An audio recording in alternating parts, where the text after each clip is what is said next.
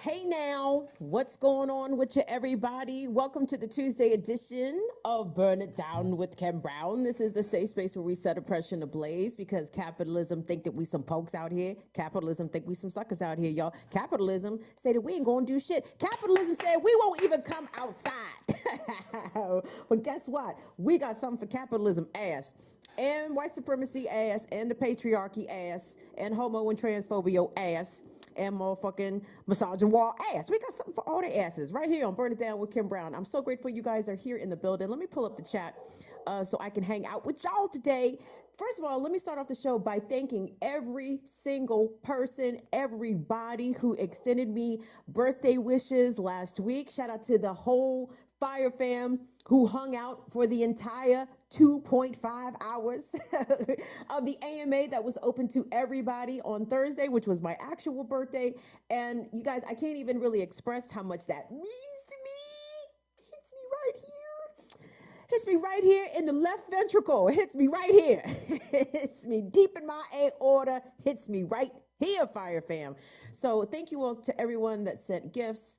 Shout out to my mans. What's up, Andrew Morgan?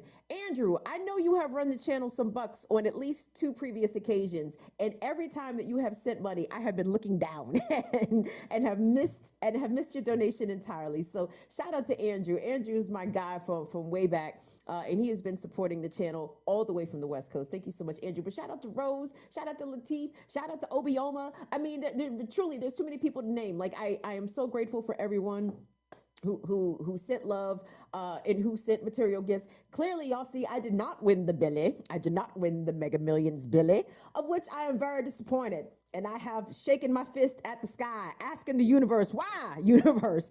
I thought we had an agreement. I thought we had a deal. I thought Jesus had made certain promises to me, specifically about me winning the Billy.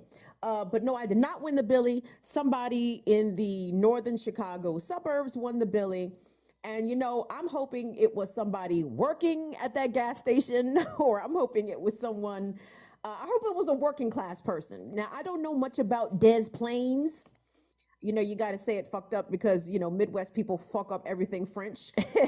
they call it Des Plaines. Okay, Des Plaines. Okay, so Des Plaines, Illinois looks to be in those northern Chicago suburbs. So I'm assuming that is a high income area.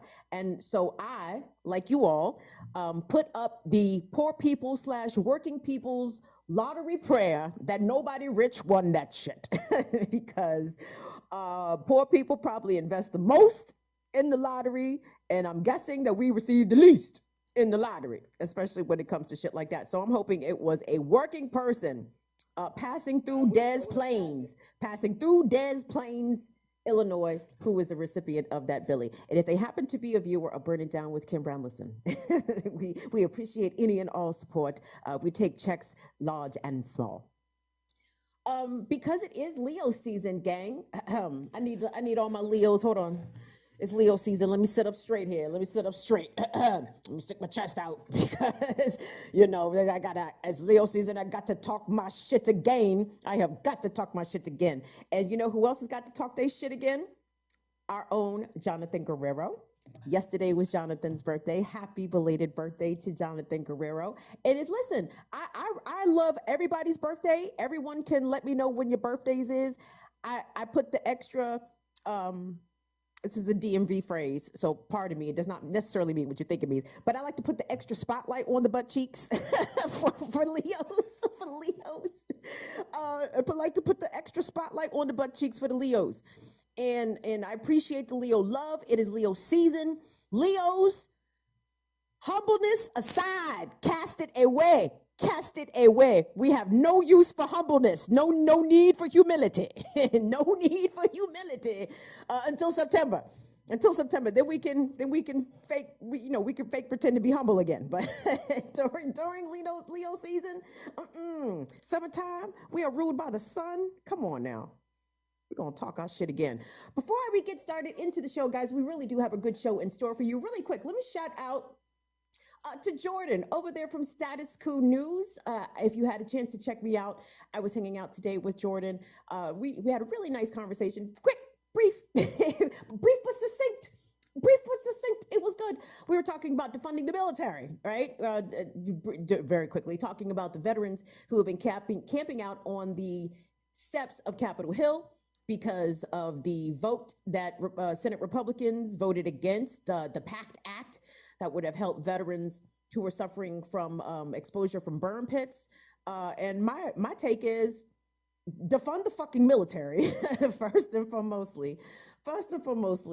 And I need anyway, go watch the shit. It's over on Status Quo. Shout out to Jordan. I'm actually going to be hosting his 5 p.m. live show tomorrow at 5 o'clock Eastern. So tune into that over on Status Quo News. Also, if you are viewers of Black Power Media, you guys heard this morning that the Remix Morning Show is taking a 2-week break, 2 weeks off. Now, you know them niggas did not tell me that until this morning. But it's cool, though. It's cool. Shout out to Kalanji. Shout out to the ear doctor. Of course, love to Dr. Jared Ball, Jacqueline Lukman, and Kamal K. Franklin, the whole Remix Morning Show squad. So we are going to be taking 2 weeks off. So we will be returning fucking 2 weeks from now. I don't even know what date that is. but y'all get it. That's what's up. And what was the other thing I wanted to say? I was wishing Jonathan a happy birthday. Leo season. Oh, I want to tell y'all about Incubus real quick. Before we, wait. Was I about to recap the show? Hold on. I'm getting ahead of myself. You see, look at this. This is my wash and go. It wash and went. I don't know what happened. I don't know where it went. Anyway, this shit is a mess. You could tell I did not twist my hair up this morning. I was just like, fuck it. It is wash and go. It's going to mean exactly that. Wash and go. Wash and go. Anyway, coming up on the show today. So we have an update from Amanda Wallace at Operation Stop Child Protective Services, Operation Stop CPS. Today, Amanda had a court date. I have an update for that. It is in the affirmative. It is good news. I'm so very happy to be reporting good news. I got that coming up later in the show. We are also going to be announcing the next abortion fund to which we will be supporting this month. Last month, it was the Kentucky Health Justice Network that I already see. Sometimes I say shit in the Patreon pre-show and I'm like, did I already fucking say this? But not to everybody. So anyway, so shout out to the Kentucky Health Justice Network. They were the abortion fund that we supported for July. We have our August one that we're going to be announcing at the end of the show. And we have some labor news to check in with. Railroad workers. They could be the linchpin to this whole shit. They could be the ones to kick off this general strike if negotiations do not go well in the next month. I believe that they could have the option to strike September. And y'all ends ain't ready. Y'all ends ain't ready for that. And y'all ends, I'm talking about me. I am y'all ends. I am not ready for that. But anyway, Donnie, thank you, baby girl. Oh, Donnie. Thank you so much, Dawn. Dawn wishes a happy birthday. Thank you so much, Dawn. Afraid not. Thank you, sweetie. So kind. What was the other thing I was going to say? We're going to talk about Mystikal and Deshaun Watson because I want to get into that because I'm very troubled. But before I do that, I did want to recap the Incubus show for y'all real quick because when I tell y'all the Incubus came in the jam and melted faces, and gang, you all know. Okay, music snob. I think that's it. I think that's fair. Yeah, I think it suits. I am a music snob, huge music snob. So please, even if you don't necessarily agree or share my taste in music, understand that when it comes to live performances, I've seen hundreds and I'm never going to lead you astray. So if I'm telling y'all that Incubus might be the most consistently flawless live performing rock band that I've seen, and I've seen Pearl Jam, I've seen Green Day, I've seen Foo Fighters more than once, I've seen System of a Down, I've seen a few bands out here, I've seen Soundgarden, I've seen some bands out here. Incubus comes to the jam and they do not fuck around. Now, because 2021 would have made 20 years since the release of their Morning View album, they intended to do a 20-year tour for Morning View, for the anniversary of Morning View, but because of COVID, they weren't able to do that. So their set list was Morning View heavy. It was Just a Phase. It was Mexico. Ooh. Oh my God, Just a Phase is one of my favorite records. But I have to say, they did the best version of Sick Sad Little World that I've ever seen. And they always do it sort of in movements, which is amazing. Oh my God, they're so fucking good. Jose Pasillas, who is the greatest rock drummer alive, melted faces. Jose smacked the shit out them drums. Shout out to Ben Kenny on the bass. Ben played the warmest, most rhythmic. Oh, they're so good. And shout out to Brandon. Shout out to the whole band, actually. Michael Eisinger, who's on guitar, Brandon Boyd, lead vocals, DJ Kilmore, on, who's the DJ on the ones and twos. Brandon's voice sounded phenomenal. And I know even if you guys do not know Incubus, chances are you do know Brandon Boyd. Because he fine as frog hair out here, okay? Brandon Boyd is fine as frog hair out here. And that's what I'm saying. That's how I know I must really fuck with Incubus, the band, the sound, the music, the songs. Because there's whole ass male eye candy up there, body just begging to be objectified, and I'm not even paying that nigga no attention because Jose Pasillas is over there in his button-down plaid shirt smashing the shit out the fucking drums. So Incubus was amazing, amazing, amazing. Now, what is a little less amazing is Incubus fans. Incubus fans. And I will not say that Incubus fans are racist. I do not think that at all. But I think that even, let's say, so-called liberal white folks, moderate white folks, like I'm sure a lot of the people who live in and around Columbia, Maryland, think that they are, believe themselves to be, they have, at least some of them, have some obvious discomfort in seeing Black people. I'm gonna keep it at Black people. I'm not gonna specifically single out Black women. Let's just say Black people. They are sometimes not as comfortable seeing Black people enjoy themselves in spaces that I think that they think that you should not be enjoying yourself, Negro. Why are you having so much fun at the rock show? Niggas don't even like rock, bitch. I woke up. What?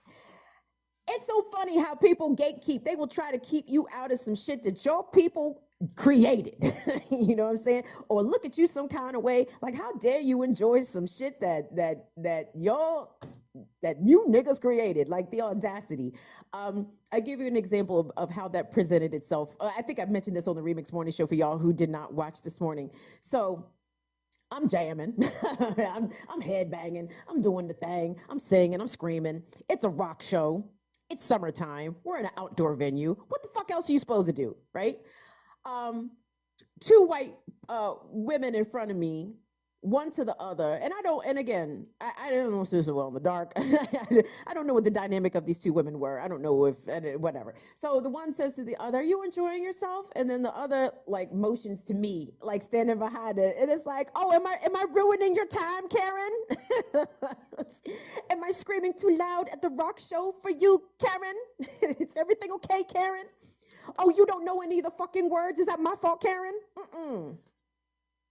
So that's always an interesting dynamic to see because, again, it's something that I have experienced, at least going back the last 4 or 5 shows, Incubus shows. And it's because I've had someone with me at these Incubus shows. And not just have I had someone with me, I have had someone that will knock motherfuckers the fuck out if they cross me in the wrong way, especially on some racial shit. Like my friend who came with me would love to knock out a racist, okay? Love it. Love it. It would actually make their day. If somebody were to say something racially crazy to me. But so this person has been able to telegraph to me the observations that they have picked up from other white people standing in proximity to me. And they said, it's not universal. Everybody is not grumpy. Some people dig your energy. But the ones that are annoyed with me, they are clearly annoyed. They are clearly annoyed. And this shit just makes me laugh because, like I told Afro, I said, "What the fuck? What y'all think this is? The National Symphony Orchestra? I'm just supposed to sit here. I'm just supposed to sit here and watch Incubus while they are on stage literally melting faces. I'm just supposed to sit here and be calm and quiet and not display my exuberance for this amazing fucking band who sounds amazing." So anyway, the Incubus show was something that I desperately needed. And if you guys look at the clip on YouTube, it's only a minute long. It's just a clip of me screaming and shit. You see, I had my mask on, and someone under the comments under that video said that looks like unsafe mask usage, and they are correct. It was absolutely unsafe for me to be in their mask because, oh, did I mention? So when we pulled up to the joint, we had just chiefed a Fat J. We did gummies and ate shrooms, and then got out the car. We just finished the J, ate the gummy, ate the cap and the stem of the shrooms. I said, give me a little bit more. And then hopped out the car and walked up into Meriwether Post Pavilion. So by the time that clip was shot, I was sweating profusely. Okay, I was sweating profusely. I had to take the mask off, gang. I had to take the mask off, and I was paranoid about the COVID the entire time. But here we are, Thursday, Friday, Saturday, Sunday, Monday. We're 5 days removed, and I don't have any COVID symptoms as of yet. And my friend who came with me gets COVID tested for their job, and they have tested negative for COVID. So I was with y'all on the mask at the outdoor concert suggestion that many of you suggested that I do. And I took your advice, and then I damn near fell out on the fucking floor because, you can't be jumping up and down high off shrooms and gummies, screaming your face off, and expect to be able to breathe through that mask without problem. So I had to take the mask off, but thankfully, I'm still doing okay. We are right here. How are we looking on those clips, Tunde? Awesome. Okay, guys. So let's do this. Let's get into the show. Do me a favor. Give us a like on the video while y'all sitting here thinking about it. Subscribe to the channel if you haven't already. If you are new to the channel, I normally do not give Incubus concert recaps, so consider yourself fortunate that you had the privilege to observe that. And obviously, if you are new to the channel, we do not always observe Leo season, but we shall this season. Yes, we shall. Something else we're going to observe, y'all. Coming out of the news over the weekend was I was very perplexed by this news about Mystikal. And what I found kind of cute this morning when we raised this topic in the BPM on the Remix Morning Show, I saw a couple people in the chat said, "What is a Mystikal?" I said, "What is a Mystikal?" And that actually kind of made me smile. And I'm gonna tell you why it made me smile. Because when we talk about cancel culture, I don't think that cancel culture really is a thing. And I think that, its level of existence is negligible and really depends on your perspective.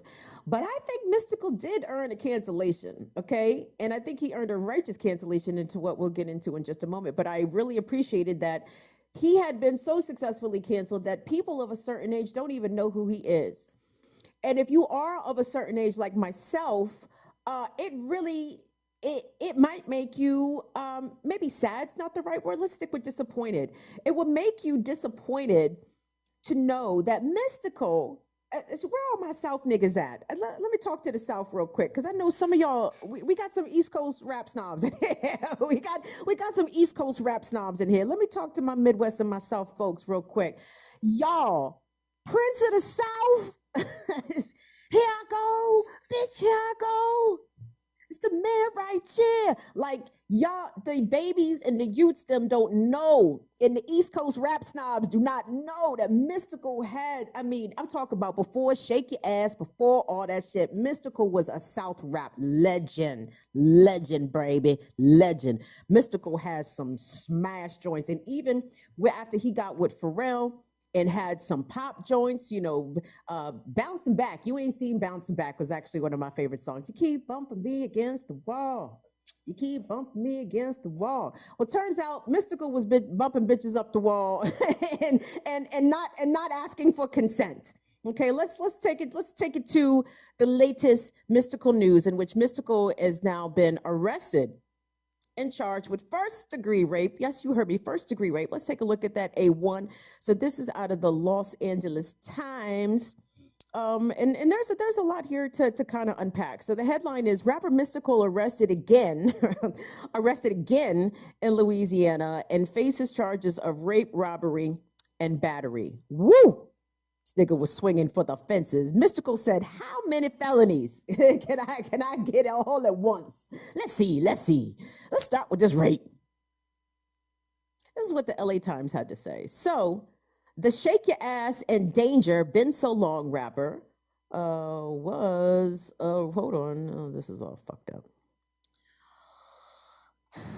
Was arrested over the weekend after local law enforcement officials responded to an area hospital where a victim who sustained minor injuries and identified the rapper as a suspect. This is according to the Ascension Parish Sheriff's Office, and this is what they posted on in a media release. A mugshot of the hip hop star was also posted on the sheriff's Facebook page. So Mystikal, who was 51 big years old, Mystikal, 51, real name Michael Tyler, was then arrested and booked into the Ascension Parish Jail and charged with first-degree rape, simple robbery, domestic abuse, battery, strangulation, false imprisonment, and simple criminal damage to property. 6 charges. I'm guessing 4 or 5 of them is felonies. So he is awaiting arraignment at the jail, NBC News has reported. The Stutter rapper, I don't even know what song that is. What's Stutter? The Stutter rapper was convicted almost 2 decades ago of sexual battery. Oh, I don't even remember, to be honest. I don't even remember how the song goes, but that sounds correct. Tunde said that Joe is Mystikal and Joe sing Stutter.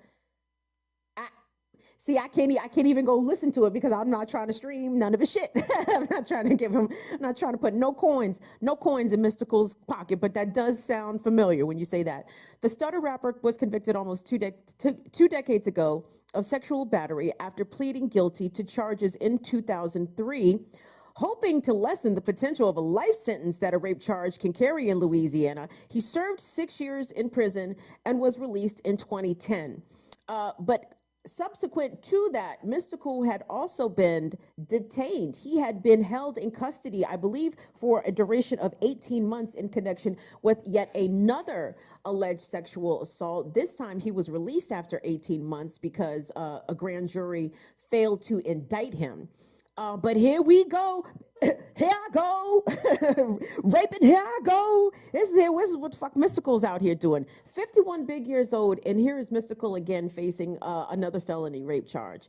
And when we put him up against, not against per se, I guess so much it's the timing of the news cycle. And maybe some of my more conspiracy theory minded folks will say, oh, it's a coordinated media attack to bring down 2 black men at the same time between Mystikal and Deshaun Watson. We'll get into Deshaun in just a second. And listen, I know those things are done.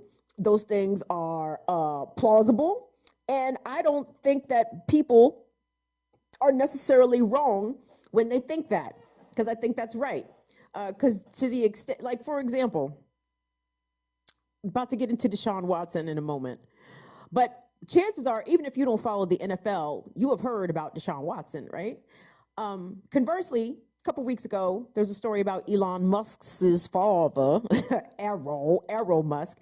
Did that shit make widespread news as much as this Deshaun Watson has made? And let me again rephrase. Arrow Musk, for those who don't know, who is in his 70s, just recently had a second child with a woman who was his former stepdaughter, a 35-year-old woman whom he has raised since she was 4 years old. Okay, so you know, the whites are out here extremely sleazy. In addition to Mystikal and Deshaun Watson. Deshaun Watson, let me bring you up to speed in case you have not heard about Deshaun Watson. So Deshaun Watson is the former quarterback for the Houston Texans. He was traded in the offseason to the Cleveland Browns, where he signed a ridiculous deal. Luke Kang, tell me in the chat how much Deshaun Watson's deal was for. The Cleveland Browns threw piles of money at Deshaun Watson. Deshaun Watson, by the way, by the time he had signed this extremely lucrative contract from the Cleveland Browns, had already been credibly accused by over 24 women all massage therapists, all saying that Deshaun Watson had been sexually inappropriate with them while they were giving him massage services. Because apparently to Deshaun Watson, massage therapist means sex worker, right? The lady's like, "Oh, Mr. Watson, I'm here to give you a massage." He said, "Dick, would you like some dick?" And she said, "No, I'm here to give you a massage." Yes. Deshaun says that with penis, yes? Jesus Christ. Get me the fuck out of here. But this is where I want to raise some regular ass bitter bitch points because I'm very bitter. I'm extremely bitter. When I hear about people, and let me be fair here, let's say people, when I hear about people who are repeat sexual abusers, predators, serial predators, I get furious. I really do get furious because these folks, their behavior is usually known by groups of others, right? It's usually beyond one or two people know what kind of time this person is on. Usually it's a larger group of folks who may not know that them people over there also know what the fuck you know about this particular person being a dirtball. But I want us to come to to the issue of protection and how women are largely unprotected, right? And again, I'm saying women now. I'm going. At first, I said everybody. There were predators because there are predators regardless of gender or gender identity. But we know that sexual violence and domestic violence is gendered violence and is disproportionate, right? Like women overwhelmingly are the victims of this kind of violence. And not to say that women also themselves are not the perpetrators of this kind of violence, but the data doesn't suggest that, okay? The data suggests that women are out here getting beat on way more than they are beating. And the data also suggests that women are out here getting raped way more than they are raping, okay? So I think this is a very specific thing that we need to sort of tackle, because I don't see the prevalence of rape and sexual assault going down. In fact, I think we're being made more aware of it because we live in a society where, or at least the society has come to a point in such that women and survivors of sexual abuse are more comfortable coming forward. To me, that doesn't mean that the situation is any easier for them. I guess the way that racial and perhaps socioeconomic factors could play into that, to, you know, how quote unquote believed a victim of sexual assault can be, depending on their race and depending on their class. But when it comes to this issue with Mystikal and then by extension Deshaun Watson, all I can seem to ascertain out of Mystikal is that Louisiana don't have a problem. And I'm saying Louisiana as in people in Louisiana must not have that big an issue with Mystikal's behavior. Because just like there are elements about people or behaviors about people, especially if they have some fame or celebrity, and especially in their hometowns or wherever they reside. Like I said, people in the community talk, right? They know, this person likes to go to this bar, and you can catch so-and-so throwing them back between 11 and midnight. You know what I mean? Like there's shit like that in every community about people who are well known. So I don't believe it for a fucking second that down in New Orleans, down in Ascension Parish, that motherfuckers did not know what kind of time Mystikal is on. His criminal conviction of rape notwithstanding, this is predatory. This is serial behavior. So even the sexual assaults and the rapes that Mystikal was convicted on, and even the one that he has been accused of, I'm sorry, you think over the course of 20 years that this man has only attempted to rape and or raped twice? That's not how the raping works. that is not how the raping works. The raping is here to rape. I'm sorry, and I apologize for previously not giving trigger warnings about rape, but I hope you guys saw the thumbnail and assumed that was the direction I was going in, right? My bad for that. I should have gave y'all a better heads up. How come nobody ain't fucked Mystikal up in the street? And I don't know for a fact that has not happened. But I would like to be made aware if it has happened, because this is the shit that kills me, y'all. I hate the fact that the local yokel sheriff's department in Louisiana is the ones having to collect Mystikal. Okay, now I don't know the circumstances around the victim, his alleged victim, the victim who was at the hospital, according to the Los Angeles Times, when the sheriff's department arrived and took her statement, and then they went and pursued Mystikal for charges. Like, I don't know her familial situation. Again, I'm not here to assume that she has a father, brother, or uncle that will take up for her, because I have told y'all about not assuming that shit. Don't assume that shit. But the greater community should know, right? Like, they should. This is known, and how he is still able to be out here doing that indicates a big problem. I think I said, what's on the thumbnail? I said, can we get, we want to defund and abolish the police, no question. And we want to get community control of the police, no question. But can we fucking get community control of the rapists? Can we please get community control of the domestic abusers? Can we please get community control of those who abuse children? And if we have to sit around and wait for law enforcement to either believe victims or to get off their ass and collect evidence, and or even bother to test the fucking evidence, right? We're going to be waiting a while. And there's going to be additional generations of children and women who are being traumatized, victimized, and assaulted. And we had this conversation this morning on BPM.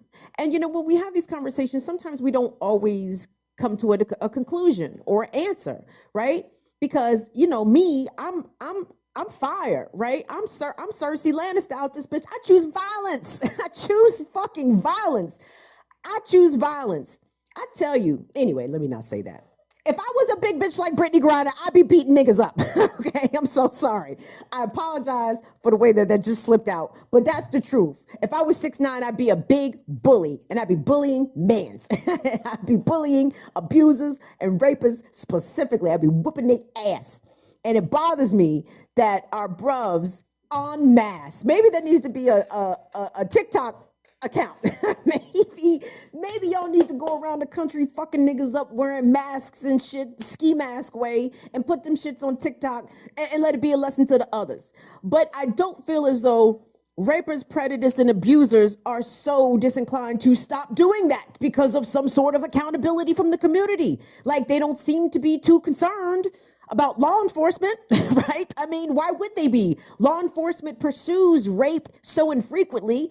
The rape of women and children is not a priority to law enforcement. They have shown us this historically. So I guess the rapers would feel comfortable just out here just doing what they do, because they know the police, chances are not finna catch up with their ass. So this is where I get grumpy with the community. This is where me and the community have some problems, because I don't get it, but I do get it. Separately, on separate instances on the Remix Morning Show where we have had this discussion separately, Jared and Kalanji have separately said that they have intervened when a woman was being abused or attacked in public, I think. And both of them said separately that, it didn't end well for them, for Jared and Kalanji, right?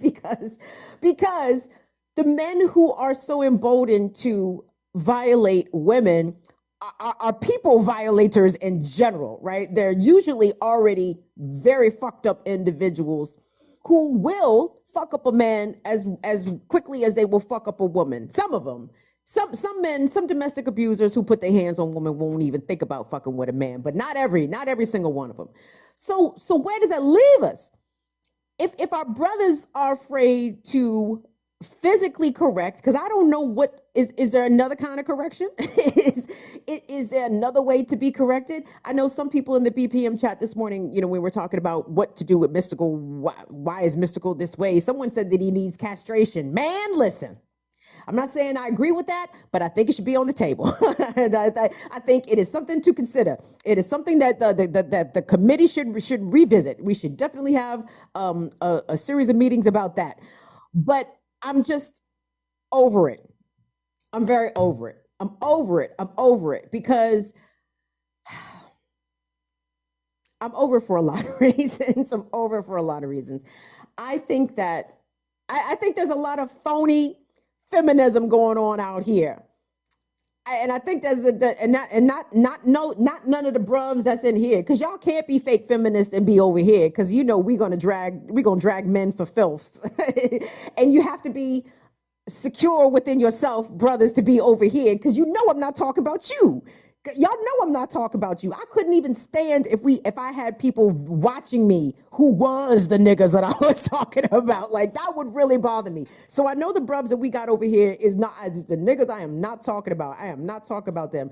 But y'all, seriously, like, I mean, how many more generations of children and women are we going to expect to just endure rape as a rite of passage, right? As a fucked up rite of passage. The rite of passage on behalf of the abusers, because, I had to learn and grow. I didn't know I couldn't take pussy. Oh, you didn't? Oh, I know I didn't know I couldn't have sex with unconscious people. Why didn't you know that?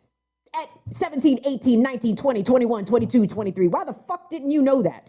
Anyway, all these fake ass feminists, all these fucking former rapists who are girl dads now did a whole bunch of learning and growing. Meanwhile, women who are survivors, people who were survivors of sexual assault, like, how many more generations are we just going to expect this to just be okay happening to? You know what I'm saying? Like, I would love for children, young children, and for young women and old women, for women, period, to know that if they are violated by a man, there's going to be some sort of physical retribution for it. Because, again, the police don't keep us safe. Police don't keep us safe. And I think we're going to have to actually start having this, like, nigga, I'm going to have to get a whiteboard, okay? I'm going to have to get a whiteboard. I'm hanging on the wall, and we're going to go live.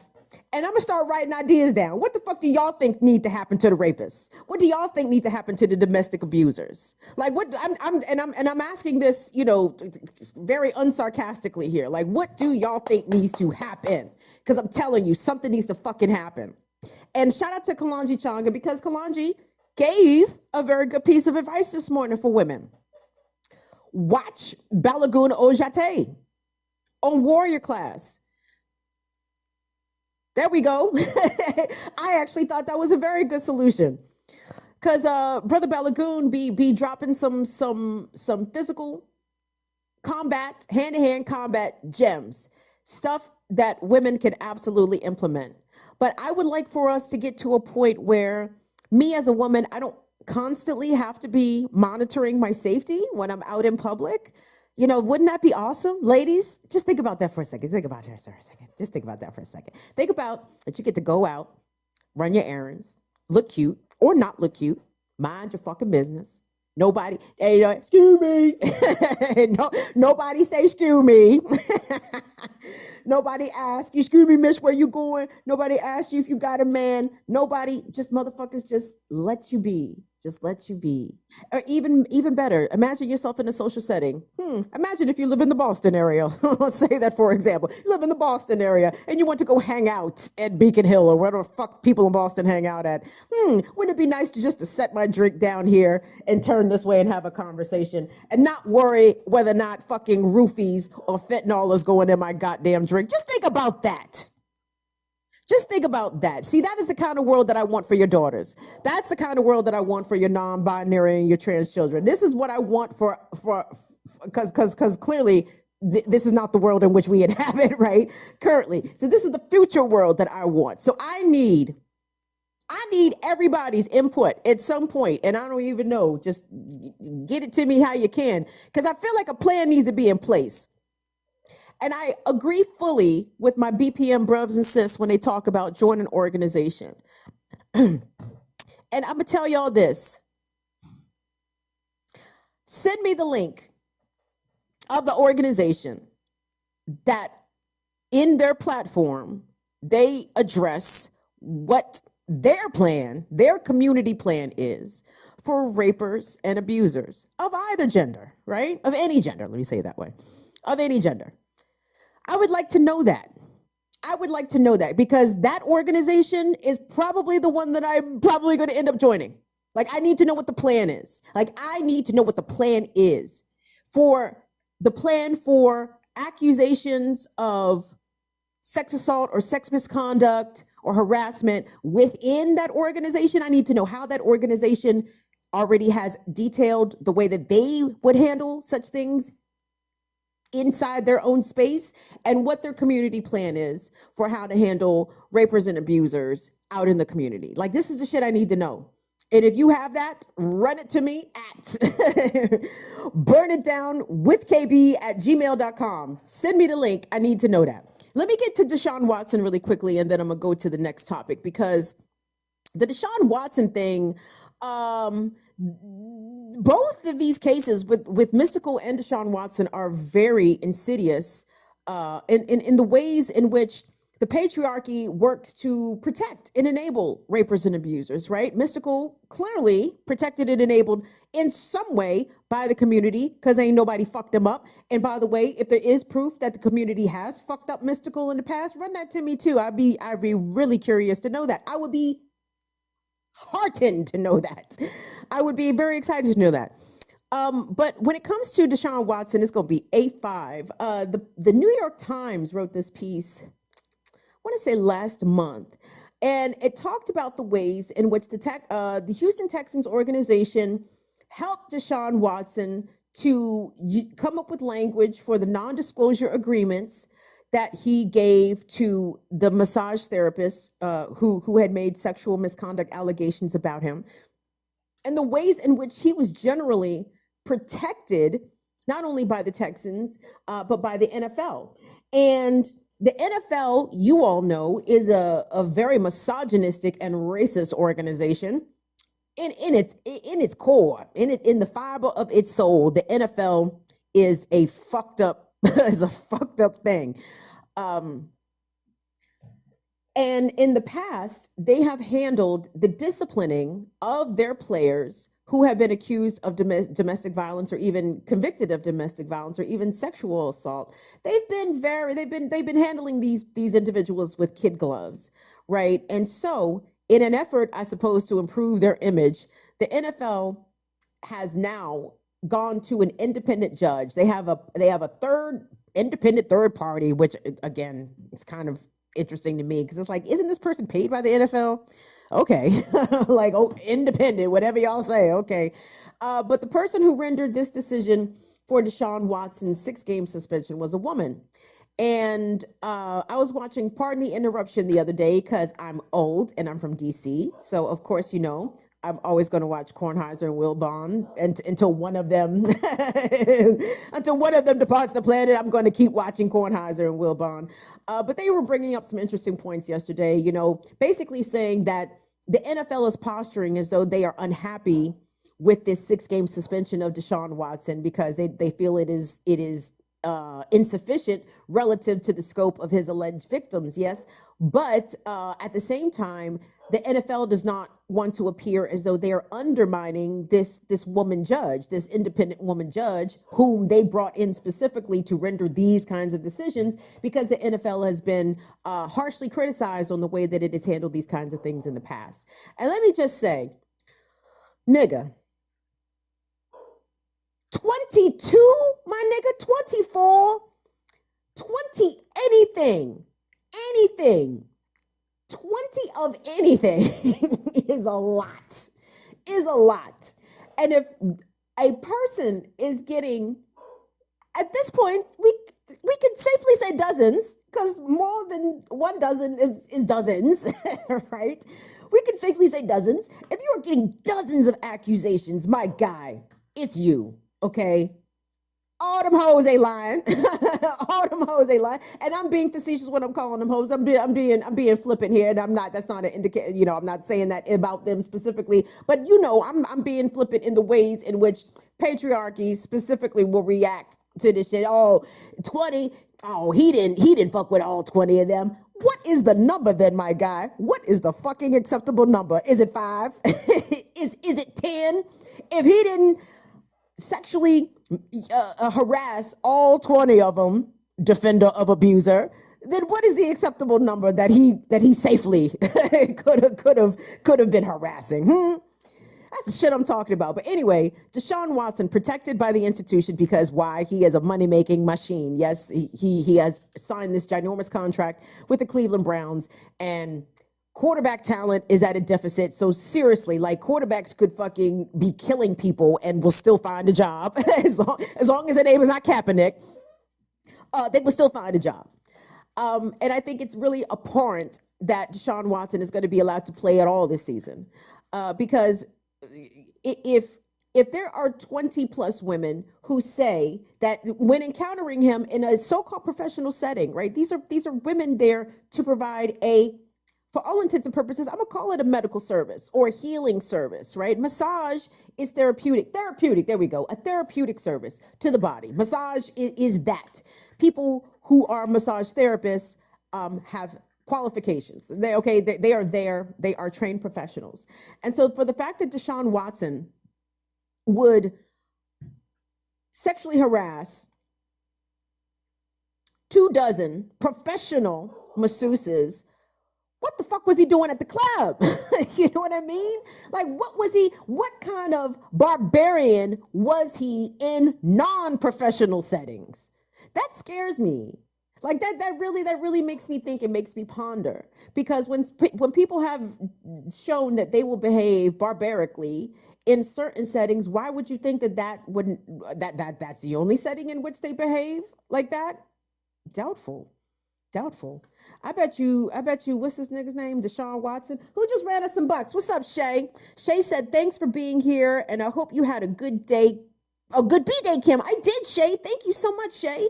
I did have a good birthday. I'm so sorry to be bringing y'all down with rape after we had such a pleasant weekend.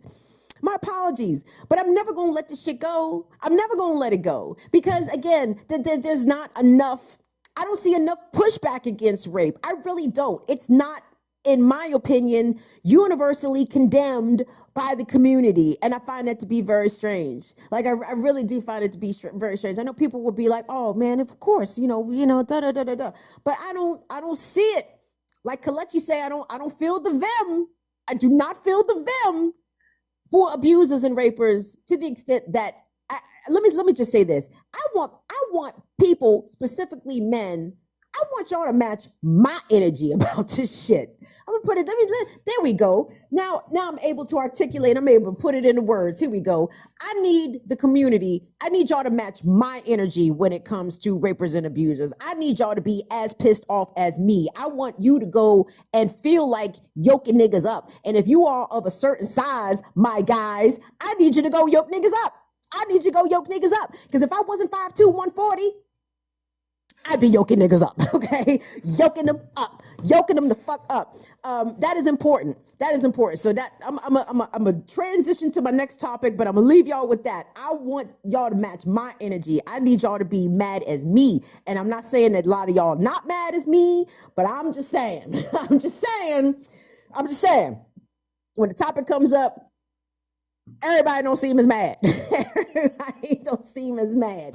Everybody does not seem as mad. Thank you all so much for being here. Do me a favor, go ahead and hit thumbs up on this here video, and we appreciate that. Subscribe to the channel. Shout out to Northern Witch. Northern Witch is rocking with us over on Twitch. And you guys can follow us different places around the internet at BIDWKB, Facebook, Instagram, TikTok, Twitch with Northern Witch. And I'm on Twitter at BurnItDownKB. Oh, Patreon, patreon.com/BIDWKB. We know it's the first of the month. We know some of them charges got declined. And listen, I don't even care. I appreciate y'all. If you're able to rejoin us on Patreon, please take a moment to do so. If not, I get it. I'm just very happy that you all are here with us today. I wanted to bring us a spot of labor news, shall we? Since I've been listening to Say Your Mind for weeks on end. Let me get through this here because there are a couple things that I do feel are extremely important. Oh man, I'm gonna have to get to that story. Fuck. I'll say that story. I'm gonna say that story. There's a story, and I'm gonna save it. I'm gonna tease it, but I might save it for Friday. There's a story out of Egypt, guys, of a earlier this year, there was a young woman, a college student, who tragically was stabbed to death by one of her classmates because she had refused his marriage advances. And an Egyptian court recently, in the past several days, has ruled, or they're attempting to get this young man's public execution televised. I'm gonna save that for Friday because I want to see what y'all think about that. So don't tell me what you think about it now. Hold it for Friday. But moving along, I want us to get into some labor news because there's some labor news here that I think you guys need to be made aware of. So locally here in the DMV, if you're from the DC area, or if you even travel to DC, or even if you're not, let me make you aware.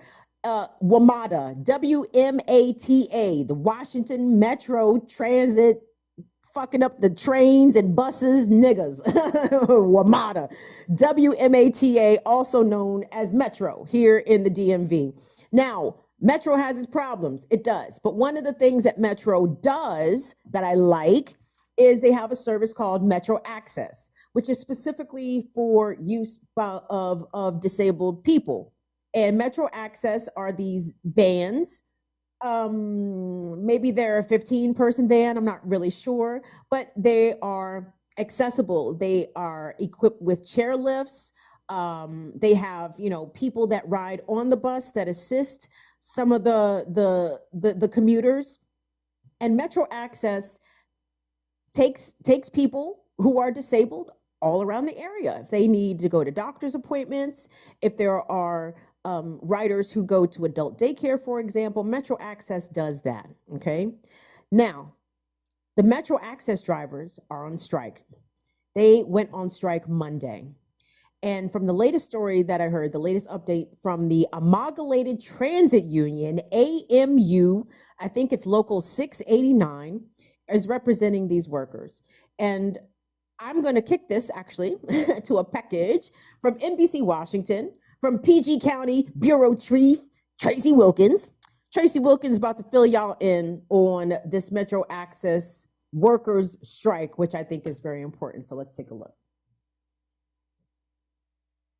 If we don't get this, more than 130 Metro Access employees, members of ATU Local 689, picketed outside the TransDev facility in Hyattsville.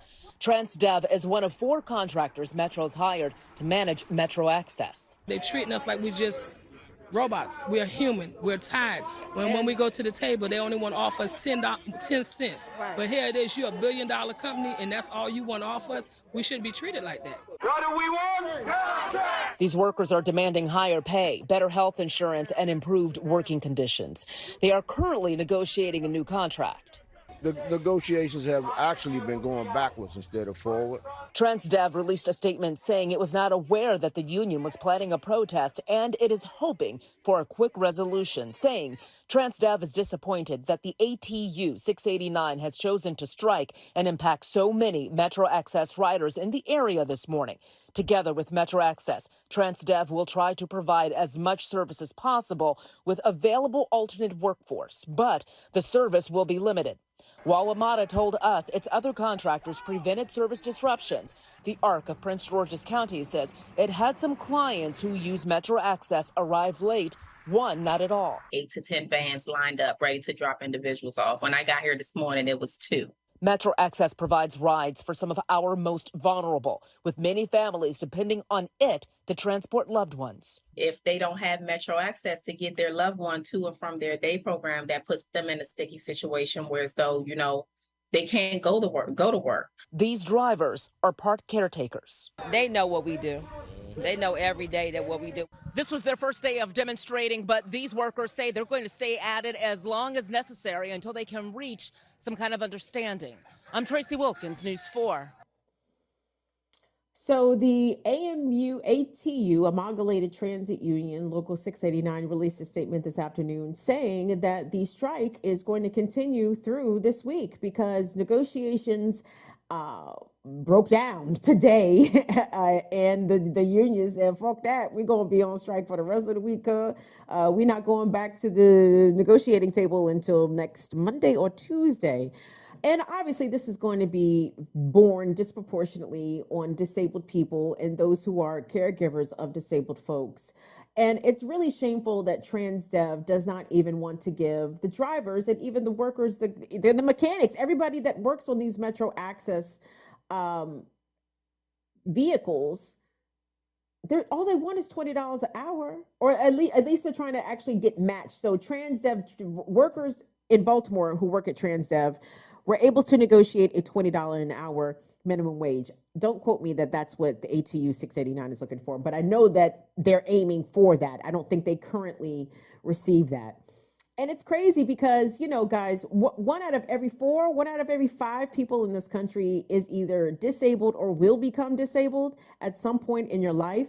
And you don't fully recognize how inaccessible our society is, how much disdain and disregard that society treats disabled disabled people, and by disabled workers as well. But even those who are caregivers of disabled, we don't pay these people anywhere close to a living wage. We damn sure do not pay disabled caregivers what they are worth, okay? What they are worth.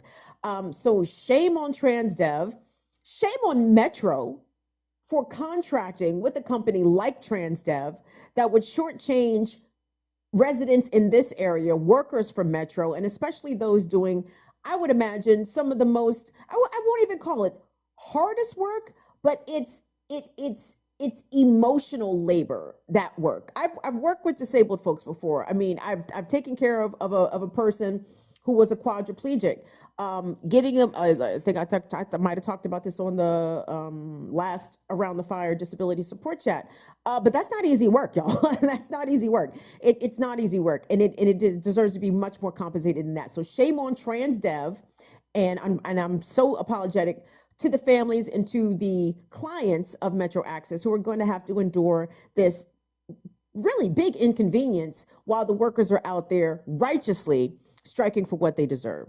I'm gonna have to hold the railroad story possibly till Friday because we're running a little short on time. But there was a couple of things that I needed you guys to be made aware of. So we're gonna go to C1 there, Tunde.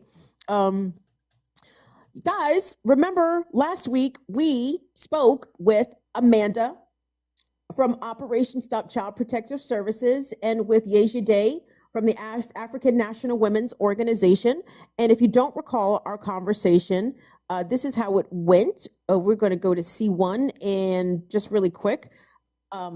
Amanda, founder of Operation Stop Child Protective Services, has been working tirelessly to protest and do direct actions on behalf of children, Black children in North Carolina who have been abducted by the state, taken away from their families and not returned. And specifically last week, she was, or over the past several weeks, I should say, a little girl by the name of Tayeva has been the focus of some of her activism. And we saw clips last week from Amanda protesting outside of the, is it New Hanover County courthouse, targeting righteously some of the CPS workers. I was with all of that. And here is Amanda and Yeja Day joining us last week to talk to us about the kind of charges that she was facing. So August 2nd is for the targeted picketing charge when we were protesting in a residential neighborhood. And so again, that's targeted picketing at a residence. And then on August 19th, I go back to court for the contempt of the no contact order that the foster care social worker placed on me for protesting outside of the courthouse. So she said that she felt she was fearful and that I was stalking her. And so it is, so she said that I violated that by coming back to protest. So today is August 2nd. Amanda was supposed to go to court today, and I remember we and she and they had asked us to do some action items, sign some petitions, send some emails. I know a number of you guys actually did that. So what is the update? Well, C2, you guys check it out for yourself. Listen up. Defendants' cases are being dismissed as well, so they don't need to be there either. Okay, perfect. So all 3 cases have been dismissed. Yes, permit stop, yes, ma'am. Okay, thank you so much. And then once they key that dismissal in, I'll send you a copy, okay? Okay, thank you. Thank you. You guys, Amanda hit me up on Instagram and she said all of the charges have been dropped. Yes. She said the pressure worked. The pressure worked. So if you took action on Amanda's behalf and let them motherfuckers know in New Hanover County about themselves, thank you. Thank you so much. This is tremendous. I feel as though this is a victory for the community. I think that I think that because of the kind of work that Amanda does, chances are the state is probably going to target her again. But I'm thinking that they're going to think twice before they try to come for her, because now that they see that there are a lot of people behind her, a lot of people who understand the work, the negative work that Child Protective Services does on behalf of breaking up Black families. And I'm so deeply appreciative to Amanda and Yeja Day for really coming through Burn It Down with Kim Brown and giving us the political education. Well, let me speak for myself. Y'all might have known the shit. I didn't know the shit. let me speak for myself for giving me the political education I needed to know about the ways in which Child Protective Services are family dismantling operations against Black and brown families, specifically against Black families. So please support Amanda Wallace, support Operation Stop CPS. This woman is doing the Lord's work out there. She is doing the Lord's work. So congratulations to Amanda, and keep up the good work, good sis. And last but not least, guys, abortion. Abortion is wild out here. The state of Kansas today is having their primary out in Kansas, in which the abortion access is on the ballot. I will be very curious to see how that vote shakes out at the end of the night, because the shit is getting realer and realer and realer and realer and realer for pregnant people not only living in these abortion restrictive states, but listen, all of us who live in blue states who think the shit is sweet. No. Ted Cruz and them want to outlaw abortion everywhere, right? Josh Hawley, all them bitch ass niggas, right? So while we have the access available, we need to be extending it as much as possible. So I want to thank everybody. I think it's going to be C1 there, Tunde. And like I said, give me a chance, because sorry, D1. Yeah, I did no calculations, but I'm aware of what you guys said, and I will have a final number for you by Friday. That shit got hectic over the weekend and Monday and Tuesday, so I didn't have a chance to add that up. But whatever you sent, either to us to send to the Kentucky Health Justice Network, or if you send it directly to them, I want to thank you so much for supporting what is going to be a new and ongoing thing here at Burn It Down with Kim Brown. So every month we are going to select an abortion fund to support for the month. And here at the channel is going to donate $50, and we ask that people match us at least $5, right? Because I understand Joe Biden said we're not in a recession, but motherfucking Safeway said yes, the fuck we are in a recession. So I get it, right? So some of y'all bossed up big July, and I appreciate that. But if you can't boss up big, that $5 is going to be fine. That $5 is going to be fine. So again, shout out to the Kentucky Health Justice Network, and our new one is going to be this month for the month of August. Actually, I don't have that in front of me. I know it's in Wyoming. Hold on. I'm sorry. I thought it was. Thank you so much. We're going to be supporting Chelsea's Fund of Wyoming. And Wyoming, not a lot of Blacks in Wyoming, I'm assuming, but I am assuming there are a significant indigenous population in Wyoming, probably enough of a contingent of poor whites that they may need some assistance. They might need some assistance. Not everybody lives in Jackson Hole, Wyoming, I assume.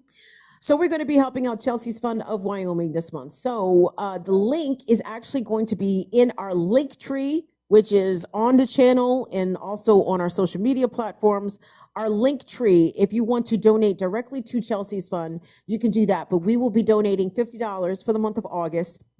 And if you can add 5 to that, that would be swell. That would be swell, because we live in very difficult times, guys. We live in very, very difficult times. And I think the time for community organization, for mutual aid, for direct action, it's not now, but it's right now. It's right now. So if we don't help out our people, who's going to help us?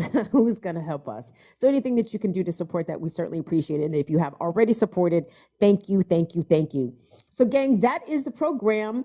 Join me tomorrow over on Status Quo. I will be filling in for Jordan. That happens at 5 p.m. Eastern. That's going to be fun. A whole new audience. I was really pleasantly surprised by some of the comments. I was like, oh, well, looky there. That's lovely. That's very nice to see. And shout out if you are joining us from Status Quo. Thank you so much. Make yourself at home.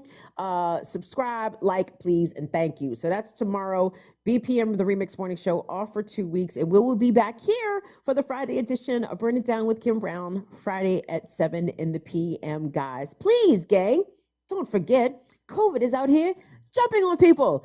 COVID has jumped on Joe Biden's bitch ass twice in 2 weeks. And he's the fucking president. So what you think COVID is doing to you out here jumping on you? So please do what you can that COVID does not jump on you. Wear your mask, social distance, social distance, social distance. And monkeypox, America leading the world with monkeypox infections. Way to go, USA, USA. Don't be kissing people at the bar. Don't be dapping up people that you don't fucking know. Use hand sanitizer. Wash your hands. Do not stigmatize monkeypox as a gay disease. It is a skin-to-skin disease, and if straight people don't tighten the fuck up right now, all your kids going to have monkeypox when they go back to school in about 2 to 3 weeks. So stop faking like it's a gay disease. And I hate the fucking messaging coming from public health officers like, oh, we're only vaccinating certain communities. Okay, cool. Vaccinate them communities, but don't let everybody else think that it's only them communities that can get the monkeypox. Okay, monkeypox is out here, out here, out here. Don't let it jump on you. On behalf of Tunde and Molly, we appreciate you guys so much. Thank you all for everything. See y'all later. Bye-bye.